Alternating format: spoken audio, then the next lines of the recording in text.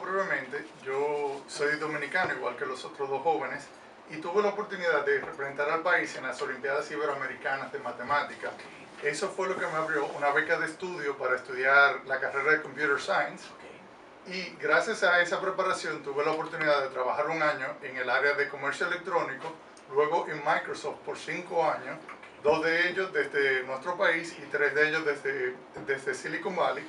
Y luego en los últimos 2 años estuve en la empresa de Google hasta exactamente 2 semanas. Oye, pero tú has cumplido los sueños, el sueño de todos los tecnológicos dominicanos en poco tiempo. No, el de varios juntos.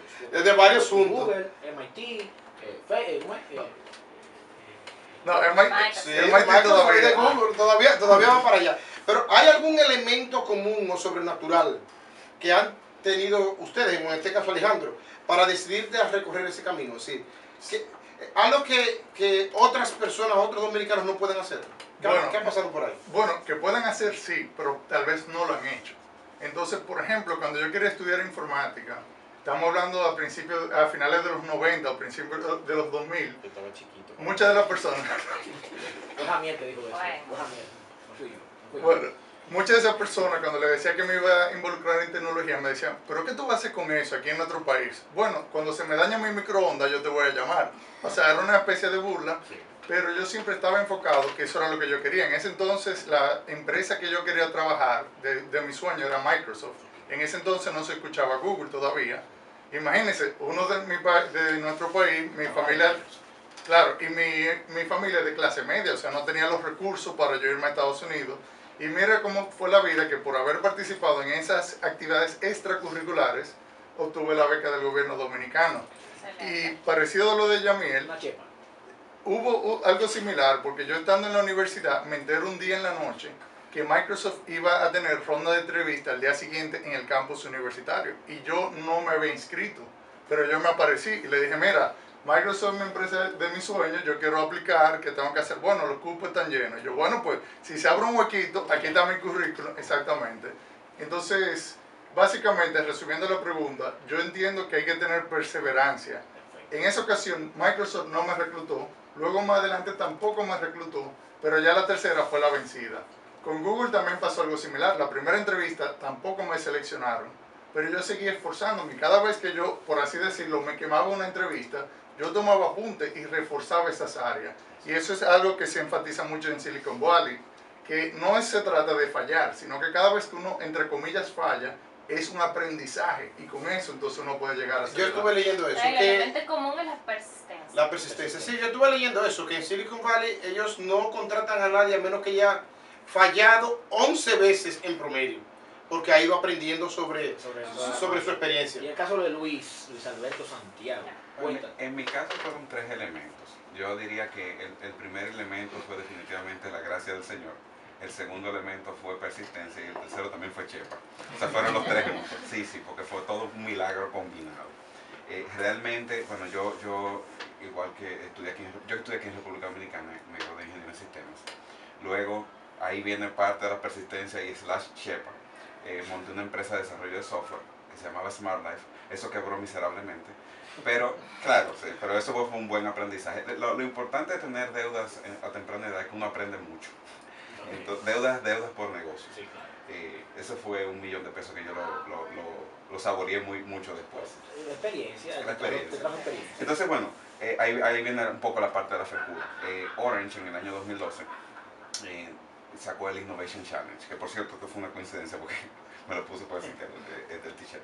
Y ellos sacaron un concurso, se llama el Orange Innovation Challenge. Ese concurso, la idea era que se presentara un proyecto que impactara 10 millones de personas en 5 años, usando las telecomunicaciones. Entonces yo apliqué con un proyecto, me seleccionaron y de ahí entonces fui a estudiar a Singularity University, que está en California también, en NASA Ames Research Park. Entonces ahí ellos preparan 80 personas al año para impactar 1.000 millones de personas en 10 años. La idea es presentar un proyecto que tenga ese impacto. Y bueno, presentamos el proyecto yo y mi compañera. Luego de ahí regresé aquí a República Dominicana y ahora estoy levantando 2 empresas. Una de ellas que tiene que ver también con el tema de emprendimiento, para potencializar a jóvenes también, para que puedan desarrollar sus proyectos, una aceleradora de negocios que va a lanzar el año que viene. Y otra que es DOCSA, la Agencia Espacial Dominicana, junto con 2 personas más. Eso me llamó la atención a mí muchísimo. Una Agencia Espacial Dominicana. Sí. Eso está excelente. Yo tenía una pregunta, pero Alejandro, el proyecto ese de matemáticas, de reforzamiento matemático, que yo creo que viene muy de la mano del proyecto de Pavel, que tiene que ver con descubrir el tipo de forma en que aprende la gente. Tiene un carácter social. Correcto. Entonces me gustaría que nos dedicaran que sea un minuto hablándonos de eso. Claro, el proyecto de multiplicadores matemáticos busca en primer lugar mejorar las matemáticas en nuestro país y sobre todo inspirar a nosotros los jóvenes a alcanzar nuestros sueños. De manera breve, como mencioné, gracias a participar en las competencias yo tuve la oportunidad de estudiar la carrera de mis sueños, trabajar en Microsoft, trabajar en Google, pero la pregunta es, si todos los que tenemos oportunidad nos vamos del país, ¿qué ocurre con nuestro país? Entonces es una manera de yo devolverle. Se llena de haitianos esto entonces. Que eso es recalcar ahorita, que ustedes tres en común tienen también esa cualidad, que han vuelto a su país a darle un poquito de lo tanto que consiguieron en el extranjero, y eso es muy importante. Si cada dominicano que sale hiciera eso, yo creo que este país fuera otro. Era otra cosa, definitivamente. Entonces, brevemente, les cuento que este proyecto fue iniciado aquí en República Dominicana. Hasta la fecha tenemos 2 años en curso. Hemos beneficiado a cerca de 200 estudiantes en Santo Domingo y Santiago. Pero la visión es expandirlo a más ciudades y pueblos, no solamente de República Dominicana, sino de otros países. Y estamos empezando en matemática porque es el base para muchas de las ingenierías y el razonamiento. Pero más adelante quisiéramos incorporar temas como programación, robótica, física, astronomía. Pero ¿cómo es el reforzamiento que ustedes dan? Correcto.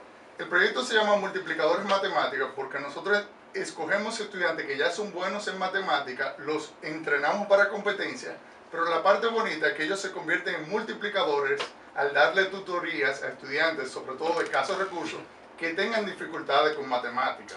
Sí, la única crítica que tenía yo para eso, ¿tú viste el logo? Son 2 X. A las 3X te embrumaste ya. Entonces, póngale 2 cotejos así, aunque ya hay multiplicadores. No, pero de por sí el proyecto es muy, muy interesante. Jamiel, una pregunta. ¿Realmente qué tú le recomiendas? Tal vez, ya se ha dicho, pero quiero escucharlo de ti. A un joven, un dominicano, en olla, ¿verdad? Con bueno, esto va para los 3, pero quiero empezar por Jamiel, ya que el tiempo se está poniendo pequeño, en el caso de Luis, y bueno. Llamen lo que hay premio.